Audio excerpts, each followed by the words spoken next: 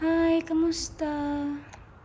Ito yung aking mga herbs na tinanim ko dito sa aming terrace. Ayan, meron akong rosemary, Thai basil, tapos oregano, at saka yung petersili ba yun? Tapos meron ako ditong pechay. Ayan, maliliit pa sila. At meron din akong sibuyas.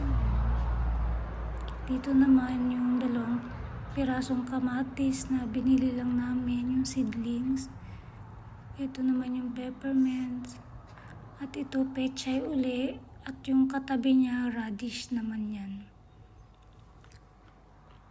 At meron din ako ditong yung sibuyas na namulaklak, spring onion.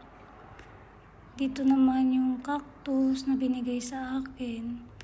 At ito yung mga lettuce, tapos meron ding radish at kunting pechay. Pinagsama-sama ko. Dito naman yung mga seedlings ko. Ito yung corn, sweet corn, kangkong. Tapos ito yung mga seedlings ko na ampalaya.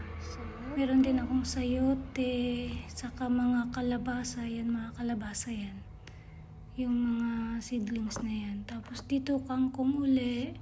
Tapos ito yung mga flowers at cucumber, mga pipino. Yan, pipino yan. Tapos ito yung mga ampalaya uli. Meron din akong okra, ayan, ampalaya. So, yung karamihan ng aking seedlings ay mga ampalaya. Kasi itatanim ko yan sa farm ng bayaw ko. So, magagarden pa rin ako, pero hindi na siya sa tabing bahay. Malayo na. So, yun lang. Bye-bye.